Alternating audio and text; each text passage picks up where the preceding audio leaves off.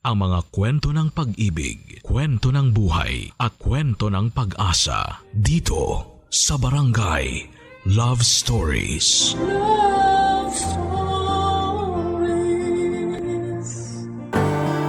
Dalawang tao ang inaasahang bubuhat sa isang relasyon upang ito ay magtagumpay.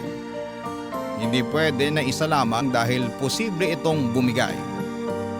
Ikaw, kabarangay, isa ka bang mabuting katuwang sa iyong kapareha? Dear Papa Dudut, magandang araw po sa inyo at sa mga kabarangay nating nakikinig ng Barangay Love Stories. Sobrang idol ko talaga kayo, Papa Dudut. Kaya naman wala akong pinapalagpas na episode ng programa ninyo online. Natutuwa at nakaka-relate kasi ako sa mga kwento na ibinabahagi ng mga letter senders ninyo. Ako man ay may sarili ring istorya na gustong i-share, kaya ako nagpadala ng aking sulat. Ngunit bago tayo dumako doon ay nais ko munang magpakilala sa inyo at sa mga taga-pakinig natin. Ako nga pala si Yeri, 32 years old at kasalukuyang nandito sa Taiwan bilang OFW. Alam nyo, ni sa hinagap ay hindi ko naisip na magtatrabaho ako sa ibang bansa. Kontento na kasi ako noon na nasa Pilipinas lamang kasama si Terence, ang long-time boyfriend ko. Kung mag-iibang bansa man kami ay bakasyon lang sana. Lalo't plano na rin sana naming bumuo ng pamilya.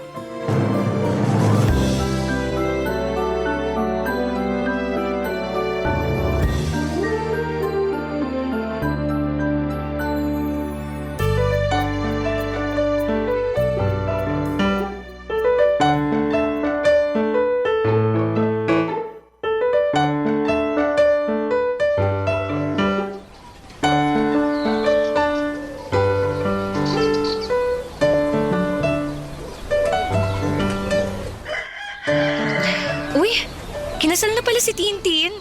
Grabe naman, parang kailan lang. Akala namin nun di na siya makakapag-asawa pero tadhana nga naman, oh. Teka, pusuan ko nga to. Ayan, ang cute-cute naman nila. Baby love, pwede ba tayong mag-usap? Ha?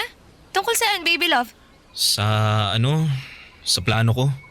Anong plano? Hulaan ko. Bakasyon ba yan? O baka naman tungkol sa kasal natin? Ikaw Naku, sorry wala sa mga nabanggit mo, baby love eh. Okay. Hula lang naman eh. Pero ano ba yung plano mo? Kasi may May ano? may bago kong business idea. Ha?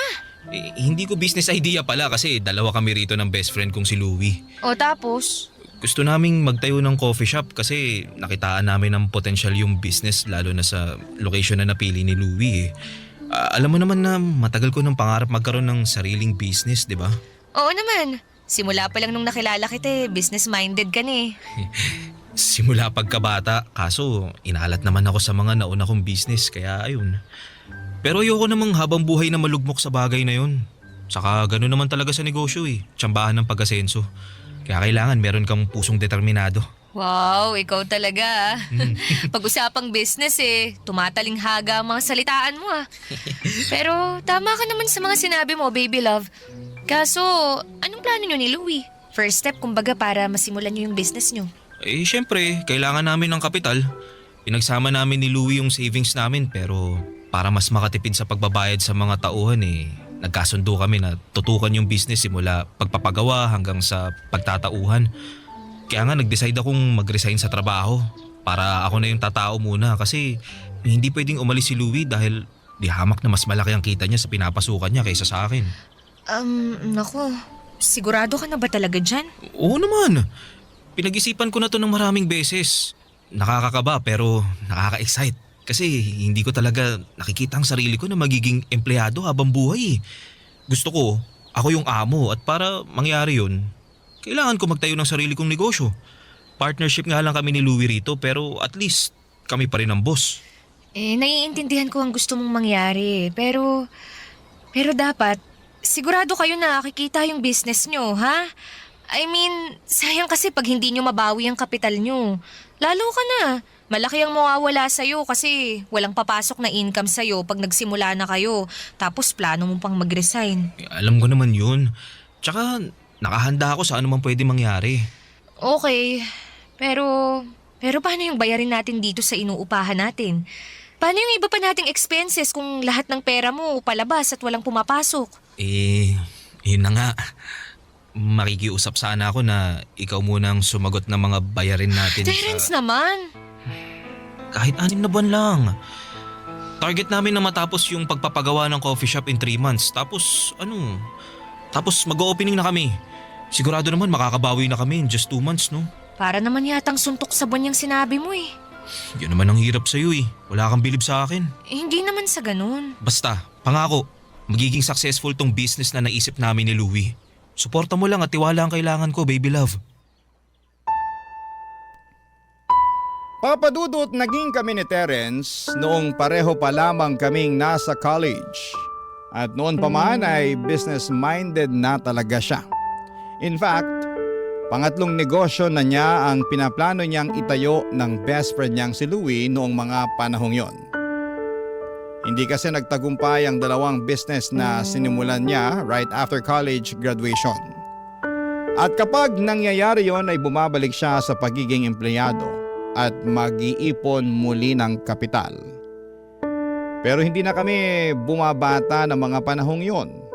At kahit na gusto ko siyang suportahan sa pangarap niya, di maalis sa akin ang pagdududa na baka katulad ng dalawang naunang negosyo niya ay mabigo ulit siya. Sa huli, si Terence pa rin ang nasunod at wala akong nagawa. Humiram siya ng pera sa bangko pang kapital dahil kinulang ang savings nila ni Louie at nag-resign siya sa trabaho niya upang matutukan ang negosyo nila. Hindi nagtagal ay nag-soft opening sila at masasabi ko na naging matagumpay naman yon. Naging maayos ang kitaan nila ng sumunod na 2 buwan. Pero pagpasok ng pangatlo hanggang pang-4 ay bigla na lamang may nangyari. Papadudot.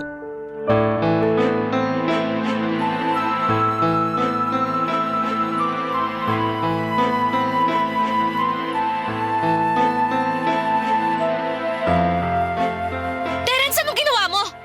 Bakit halos mag-zero na tong savings account natin para sa kasal natin? Pasensya ka na, baby love. Huwag mo ako ma-baby love dyan, ha? Ipaliwanag mo kung bakit nawala yung savings natin. Ikaw at ako lang naman ang may access dito, ah. Oo nga, pero hindi naman nawala eh. Anong hindi nawala? Tingnan mo nga. Halos wala nang natira. Nahiya ka pa. Nag-iwan ka pa ng 10 piso.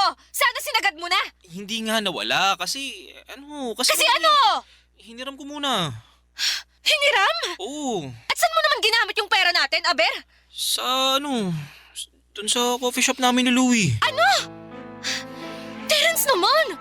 Bakit kinailangan mong gamitin dun yung pera na pangkasal natin, ha? Sige nga!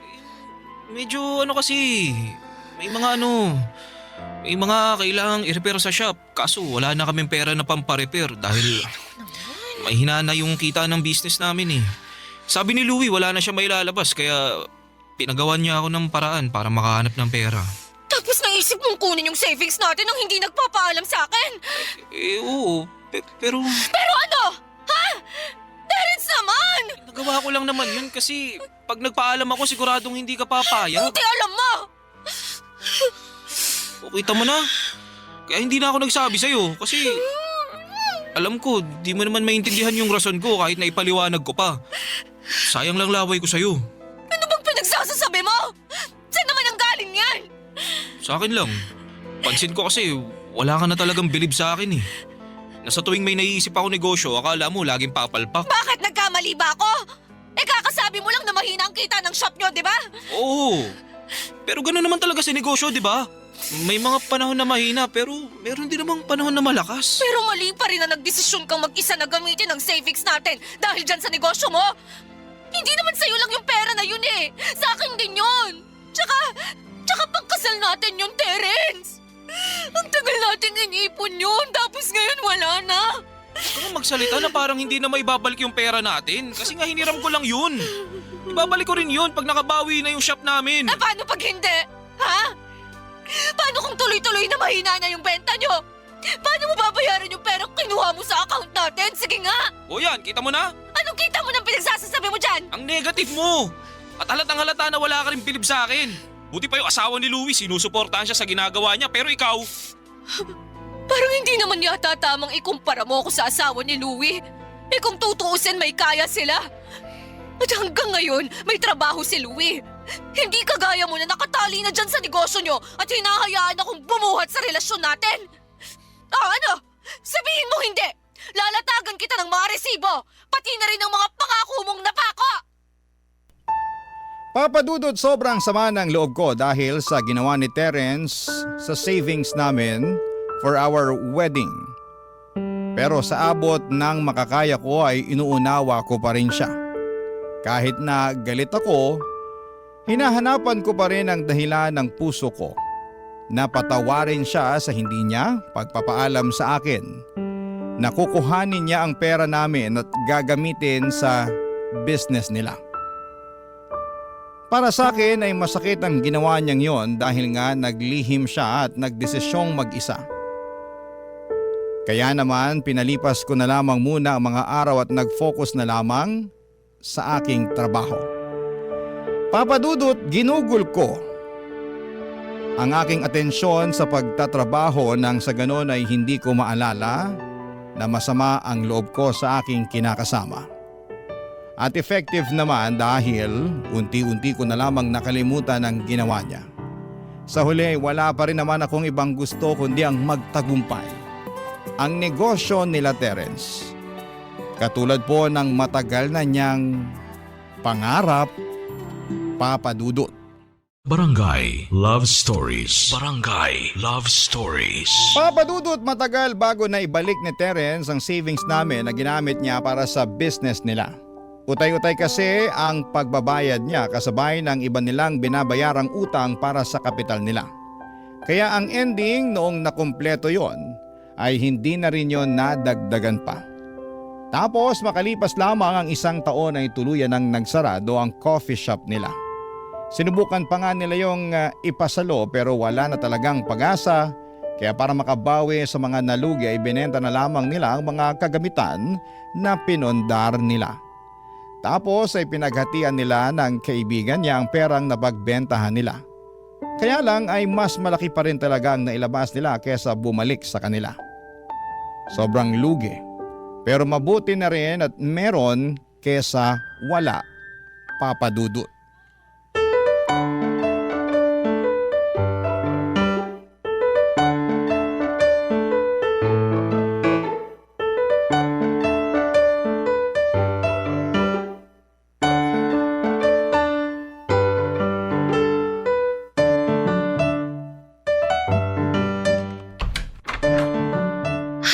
Grabe naman traffic sa Pilipinas to.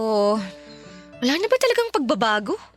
Aalis kang fresh papasok ng trabaho, tapos uuwi kang bruha. Kulang na lang walis tambo eh. Teka, bakit ba ang dilim dito sa bahay?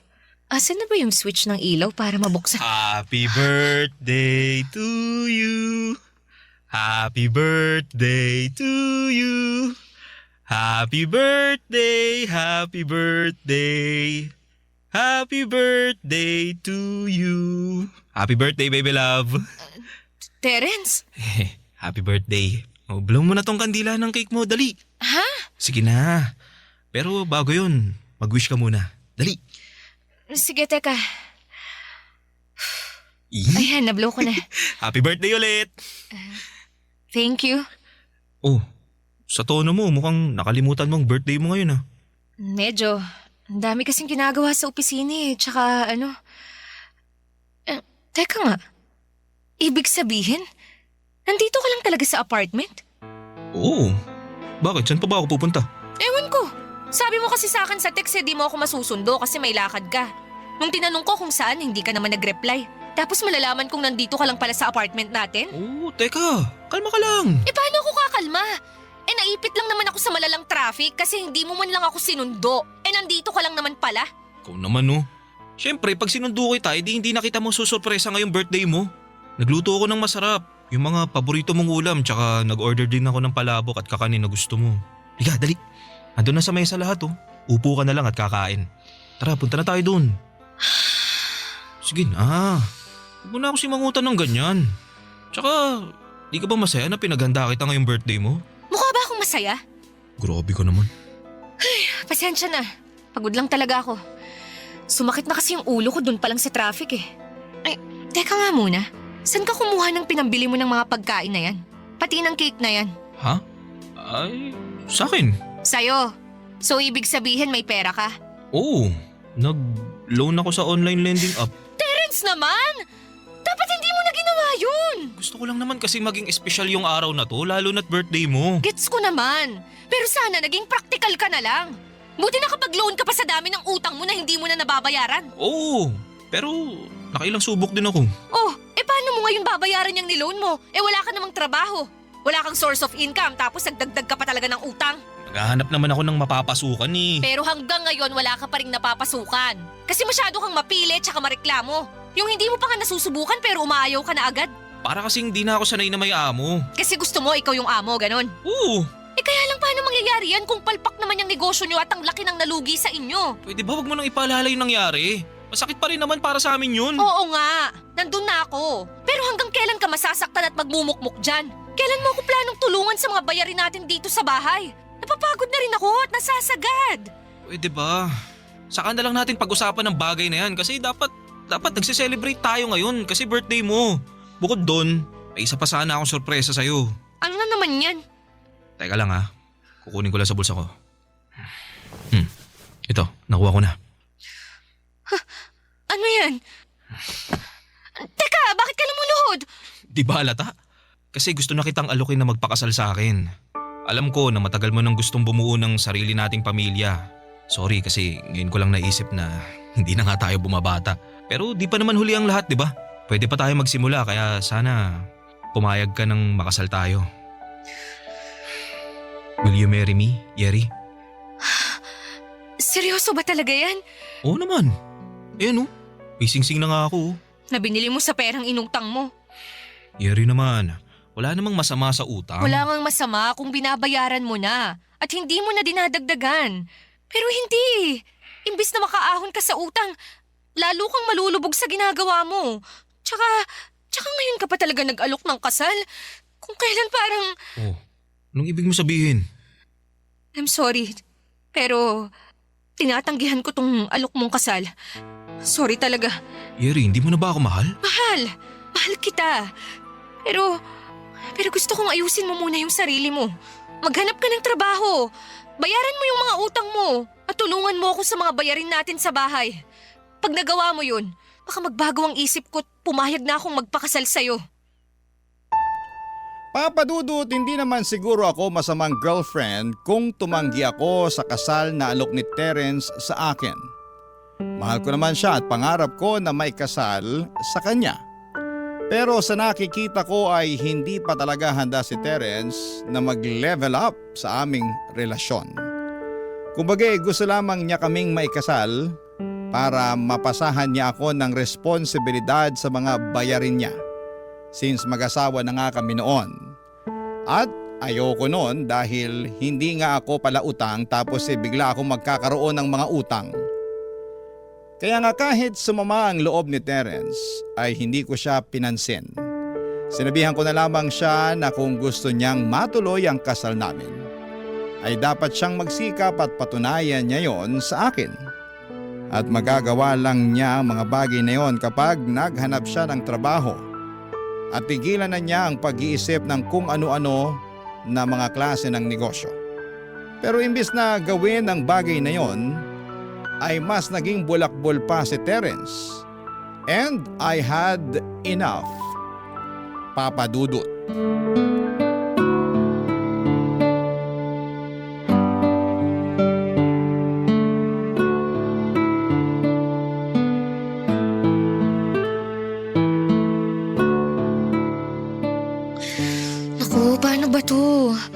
May kailangan palang bayaran sa school ni Bunso tapos nanghingi rin ng pambili ng gamot si nanay. Sigurado, kukulangin na yung sweldo ko lalo't bayaran din sa renta ngayong buwan. Nandiyan ka pala sa kusina, baby love. Kanina pa kasi kita hinahanap eh. Ang liit-liit lang nitong apartment natin, Terence. Madali lang tayong magkakakitaan. Grabe ka naman. Bakit ba ang init agad ng ulo mo? Stress lang ako. Bakit mo ba ako hinahanap? May kailangan ka ba sa akin? Oo, meron.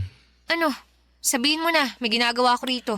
Ano kasi, nagyaya yung tropa namin ni na Louie na mag-staycation. Kami-kami lang mga boys. Sa Tagaytay, kaso sabi ko, di ako makakasama dahil wala akong pera pang gastos. Pero mapilit talaga sila eh. Sabi ni Louie, mangutang na lang daw ako sa'yo, kaso Ano? babayaran ko naman, baby love. Paano mo babayaran wala kang trabaho? Tsaka sandamukal na ahente at kolektor na yung naniningil sa'yo mula sa mga inutangan mo. Pero hindi mo man lang pinapansin. Pati sa akin tumatawag sila at nagbabanta na ipapabarangay ka. Pero parang hindi ka naman naaalarma. Tapos ngayon, nakuha mo pa talagang sumama sa staycation na yan? At sa akin ka pa talaga uutang ng pera, ha? Alam mo naman kasing hirap akong makaloan sa mga online lending app, di ba?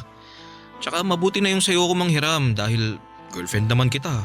Kesa sa ibang tao, di ba? Oo, girlfriend mo ako. Pero anong mabuti doon? Ewan ko ba sa'yo, Terence? Para kang bata eh. Hindi mo na naisip na short din ako sa budget ngayon dahil sunod-sunod ang gastusin sa bahay namin. Tsaka rito sa atin. Tapos nakuha mo pa talaga akong utangan, ha? Tsaka wow, ha? Wow talaga.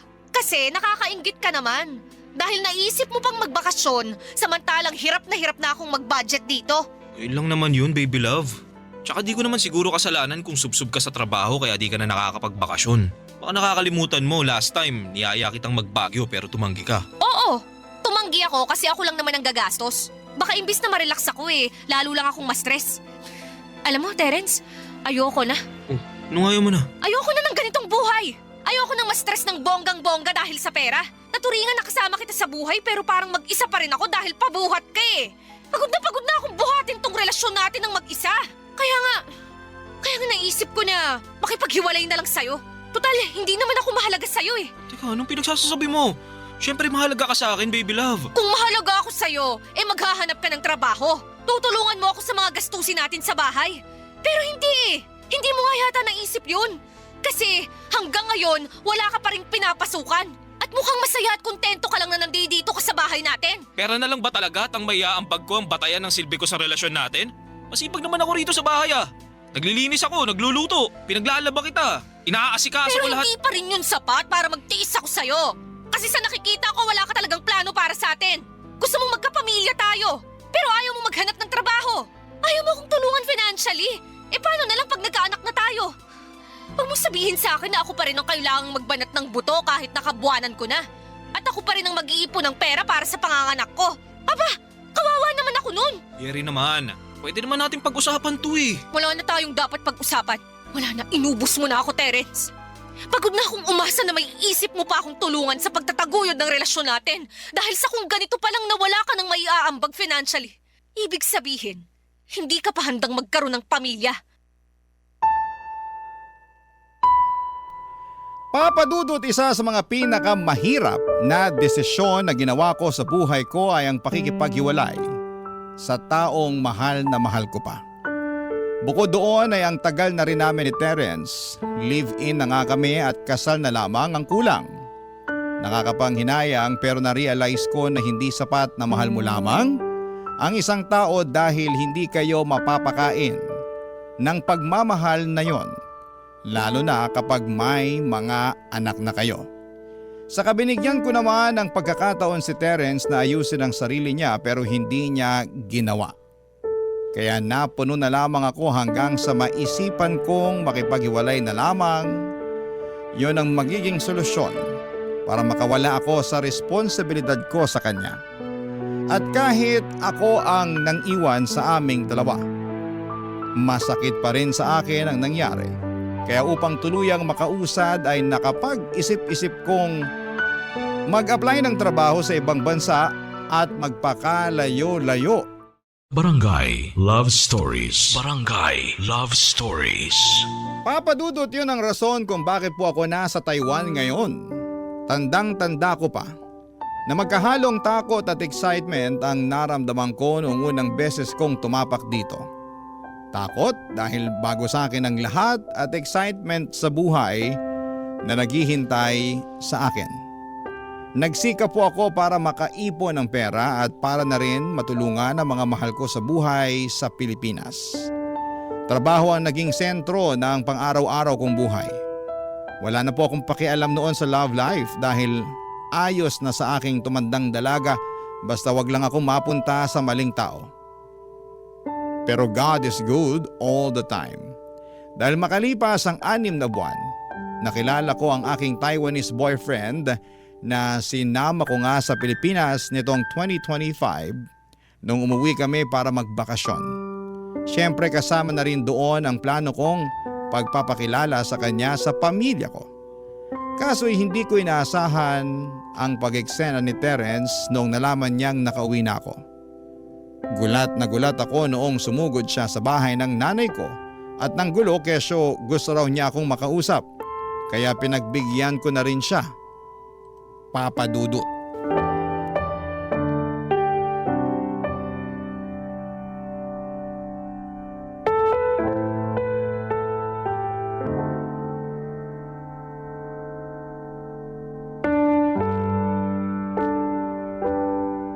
Terence, ano bang ginagawa mo rito? Pasensya ka na, Yeri, kung biglaan na lang akong pumunta rito sa inyo ah.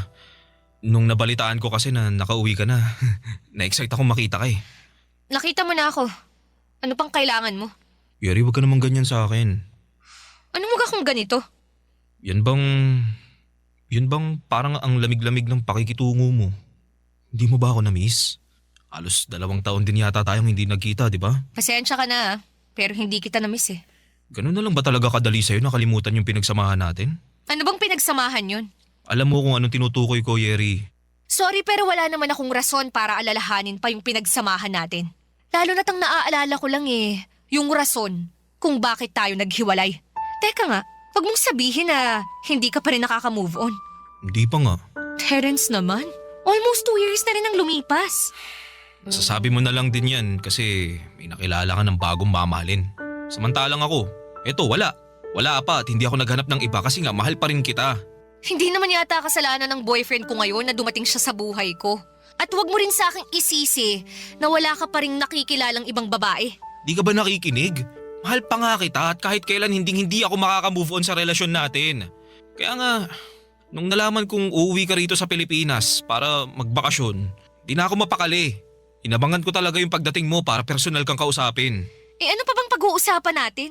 Sa nakikita ko kasi, wala na tayong dapat pag-usapan. Meron pa kasi gusto kong makipagbalikan sa'yo. Gusto kong ligawan ka ulit.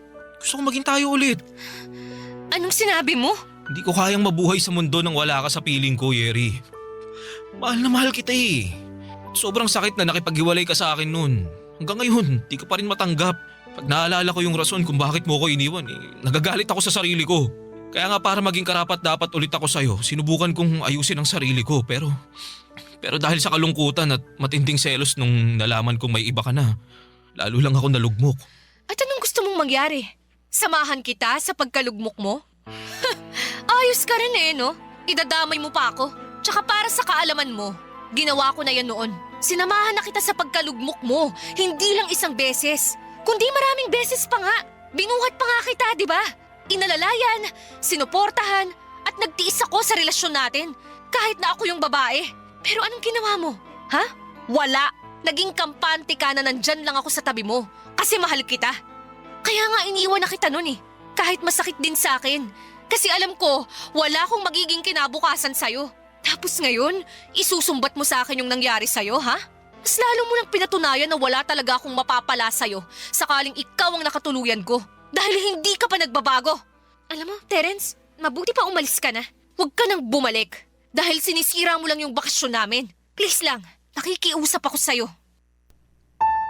Papa Dudut, hindi ko akalain na magagawa ni Terence ang bagay na yon. Akala ko kasi makalipas ang 2 taon ay nakausad na rin siya. Pero nagkamali ako dahil parang mas lumala pa yata ang sitwasyon niya mula nung iwanan ko siya. And at the same time ay nakaramdam din po ako ng matinding awa para sa dati kong karelasyon. Awa dahil lalo niyang inilugmok ang kanyang sarili kaysa tulungan yon. Kaya nga hindi na rin namin tinuloy ang pagpapabarangay sa kanya noong araw na sumugod siya sa bahay para manggulo. Pero makaraan lamang ang ilang araw. Nagulat na lamang ako matapos makarating sa akin ang balita na nagtrending ako sa Facebook, lalo na sa mga kakilala at kaibigan namin, nang mag-post si Terence ng maling kwento at pinalabas doon kung paano ko siya iniwan para ipagpalit sa iba. Grabe, Papa Dudut. Sirang-sira ang imahe at mental health ko noon. Bukod doon ay panay din siya ng tawag at text sa akin. Gusto raw niya akong makausap, ganito, ganyan. Kaya pumayag na ako't pinapunta ko siya sa bahay para magharap na kami sa huling pagkakataon.